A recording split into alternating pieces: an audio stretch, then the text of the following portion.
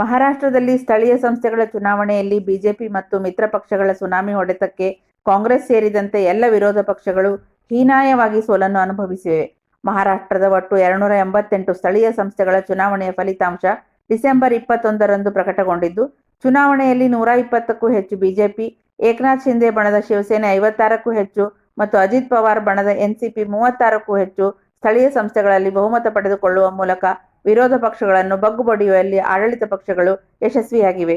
ಈ ಸ್ಥಳೀಯ ಸಂಸ್ಥೆಗಳ ಚುನಾವಣೆಯಲ್ಲಿ ಎಲ್ಲ ಸ್ಥಾನಗಳಿಗೆ ಕಾಂಗ್ರೆಸ್ ಮಹಾವಿಕಾಸ್ ಅಘಾಡಿಯಿಂದ ಹೊರಬಂದು ಏಕಾಂಗಿಯಾಗಿ ಸ್ಪರ್ಧಿಸಿ ಕೇವಲ 34 ಸ್ಥಳೀಯ ಸಂಸ್ಥೆಗಳಲ್ಲಿ ಜಯ ಸಾಧಿಸಿದೆ.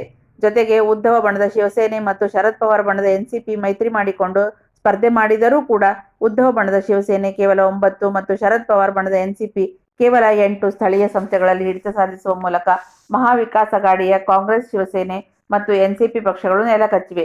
ಚುನಾವಣೆಯಲ್ಲಿ ಜಯ ಗಳಿಸಿದ ನಂತರ ಬಿಜೆಪಿ ಕಾರ್ಯಕರ್ತರು ಆಯೋಜಿಸಿದ್ದ ವಿಜಯೋತ್ಸವದಲ್ಲಿ ಪಾಲ್ಗೊಂಡು ಮಾತನಾಡಿದ ಮುಖ್ಯಮಂತ್ರಿ ದೇವೇಂದ್ರ ಫಡ್ನವೀಸ್, ರಾಜ್ಯದ ಮತದಾರರು ಮಹಾರಾಷ್ಟ್ರದಲ್ಲಿ ವಿಧಾನಸಭಾ ಚುನಾವಣೆ ನಂತರ ಮತ್ತೊಮ್ಮೆ ಬಿಜೆಪಿ ನೇತೃತ್ವದ ಮಹಾಯುತಿ ಮೈತ್ರಿಕೂಟವನ್ನು ಬೆಂಬಲಿಸುವ ಮೂಲಕ ಕಾಂಗ್ರೆಸ್ ನೇತೃತ್ವದ ಮೈತ್ರಿಕೂಟಕ್ಕೆ ತಕ್ಕ ಉತ್ತರ ನೀಡಿದ್ದಾರೆ ಎಂದು ಹೇಳಿದರು. ಮಹಾರಾಷ್ಟ್ರದಲ್ಲಿ ಸ್ಥಳೀಯ ಸಂಸ್ಥೆಗಳ ಚುನಾವಣೆಯಲ್ಲಿ ಬಿಜೆಪಿ ನೇತೃತ್ವದ ಮಹಾಯುತಿ ಮೈತ್ರಿಕೂಟ ಬೆಂಬಲಿಸಿದ ರಾಜ್ಯದ ಮತದಾರರನ್ನು ಪ್ರಧಾನಿ ನರೇಂದ್ರ मोदी, गृह मंत्री अमित शाह, बीजेपी राष्ट्रीय अध्यक्ष जे.पी. नड्डा अभिनंदिಸಿದ್ದಾರೆ. 2017 साली आपणच एक नंबर पक्ष होतो, पण आपले 1500 नगरसेवक निवडून आले होते. यावेळी जवळपास 3000च्या वर नगरसेवक, दुपटीपेक्षा जास्त नगरसेवक हे भाजपचे निवडून आले आहेत. त्यामुळे एक प्रकारे महाराष्ट्रातल्या नगरपालिका क्षेत्रातील नागरिकांनी आपल्या सरकारवर विश्वास दाखवलेला आहे.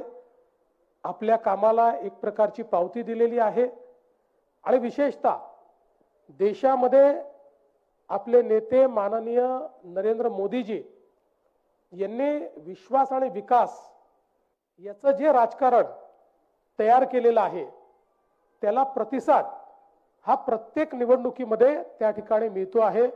जे आपल्या प्रधानमंत्र्यांचा संदेश आहे की नागरी जीवन हे चांगलं असलं पाहिजे, त्याच्यामध्ये गुणात्मक परिवर्तन झालं पाहिजे, तशा प्रकारचं परिवर्तन आपण घडवू. सगळीकडे हा विजयाचा आपला रथ निश्चितपणे चालू राहील.